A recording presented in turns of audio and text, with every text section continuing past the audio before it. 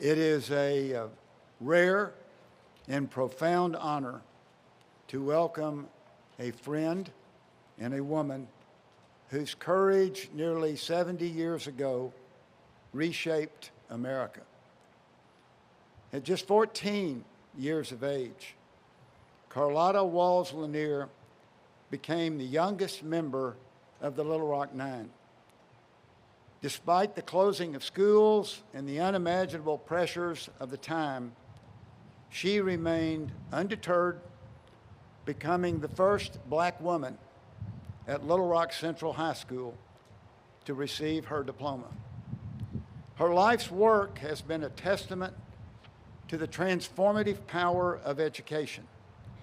As an advocate, author, business owner, and president of the Little Rock Nine Foundation, she has spent decades ensuring that the doors of opportunity remain open for all. The foundation has called the Clinton School its primary educational home since 2008, providing scholarships that have empowered public service.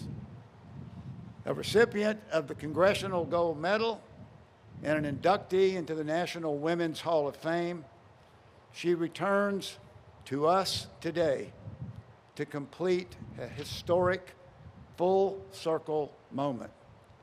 At this time, I invite Kevin Kress, University of Arkansas Board of Trustee, and Carlotta to step forward for the presentation of the Honorary Master of Service degree, Master of Public Service degree, and the presentation of your master's hood.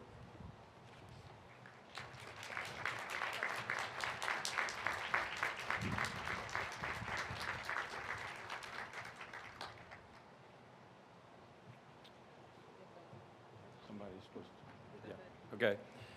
Thank you very much, Dean Rutherford. And as a member of the University of Arkansas Board of Trustees and on behalf of the University of Arkansas system, it's my honor to present to you Carlotta LaNier for your heart of service and your dedication to your home state of Arkansas with the second Honorary Master of Public Service degree from the Clinton School of Public Service at the University of Arkansas.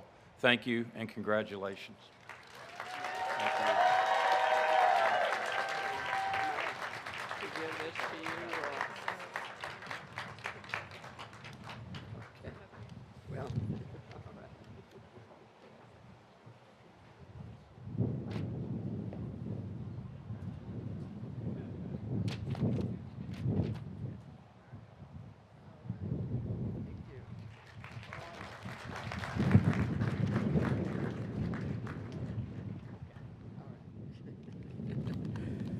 Well, thank you very much. Thank you for that introduction there, Dean Skip.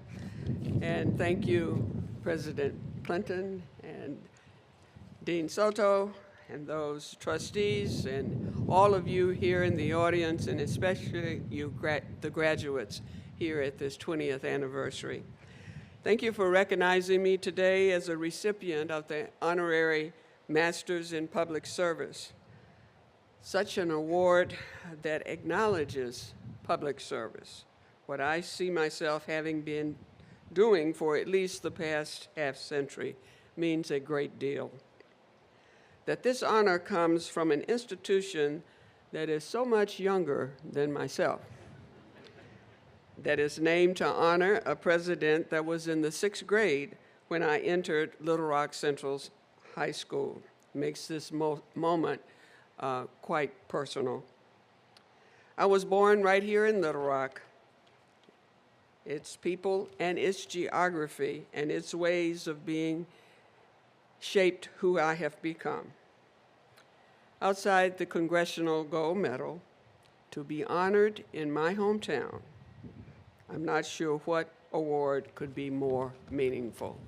Thank you very much.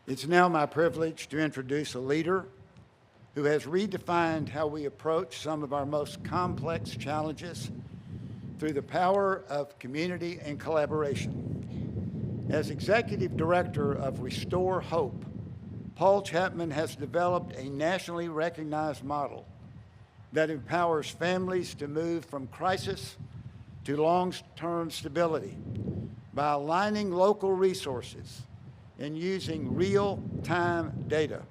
His work has transformed outcomes in child welfare and criminal justice. This innovative approach is now being evaluated by the University of Notre Dame as a potential evidence-based model for anti-poverty programs nationwide.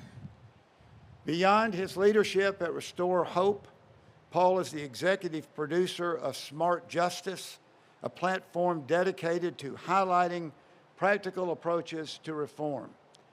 He is a true practitioner of public service who believes that meaningful change happens at the grassroots level. This time, I would like to invite Ted Dickey, University of Arkansas Board of Trustee member, and Paul to step forward for the presentation of the Honorary Master of Public Service degree and the Masterhood.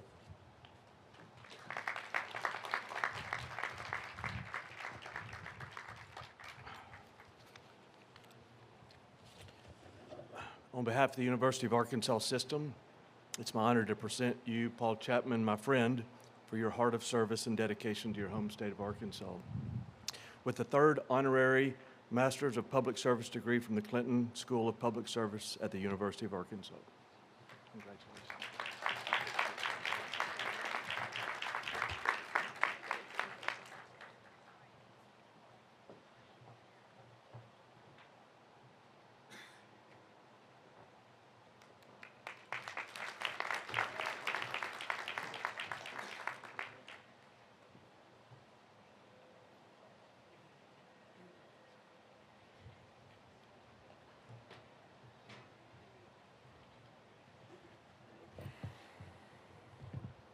Well, thank you, Dean Soto. Thank you, Ted. Carlotta, it's an honor to sit next to you, receive this honorary degree. To the faculty and leadership of the Clinton School, this honor means a great deal to me. You built the first graduate program of public service in the country around a clear belief that our common humanity is a powerful force for transformative and sustainable change. And that's a conviction that me and my team share. 10 years ago, Arkansas was facing two terrible trends. We had rising incarceration and increasing numbers of children entering foster care. In response, we began building what is now known as the Restore Hope model, a structured method supported by technology that enables local communities to coordinate services and move families from crisis to career. When a family enters crisis, and I mean systematic crisis, where housing, employment, child welfare, and recovery are all happening at the same time, they're not dealing with a single issue, and they don't need just one source of help, but they have to navigate through a fragmented system, one intake at a time, one waiting room at a time, one caseworker at a time, each without full visibility into what the other has already done. That fragmentation produces delay, duplication, and in many cases results in failure. So we reframe the problem from not how do we help a family manage crisis, but how do we connect existing systems so that a family does not have to retell their story multiple times to access the support that they need and that's already in our communities. The answer to that question became Restore Hope. Today, communities across Arkansas and now in other states are implementing this model. We provide a shared infrastructure, a technology platform that aligns providers around a single family with shared data, shared goals, and real-time coordination. We pair that with training and local leadership development so that the model is operated by the community itself. It's for the community and it's by the community. The results are concrete. In one of the most challenged communities that we serve, the number of children in foster care has been reduced by half. Family reunification rates have increased by more than 20%, and full-time employment among participant families has increased by 57%. These outcomes are driven by local leaders coordinating their actions and by individuals in crisis who finally have reason to believe that their hard work will lead somewhere. To the graduates, you are entering a field defined by complexity. The constraints are real: policy, funding, and institutional inertia, and there are no easy solutions. But what is required are builders, individuals willing to operate at the intersection of policy and technology and service delivery and community, and to do the disciplined work of making systems function as intended.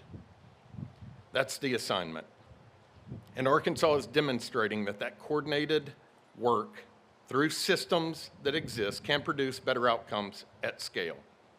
The question now is whether more communities will adopt a collaborative, data-driven approach to solving problems for their people. Thank you again to the Clinton School for this honor and preparing leaders who are equipped to take on the work.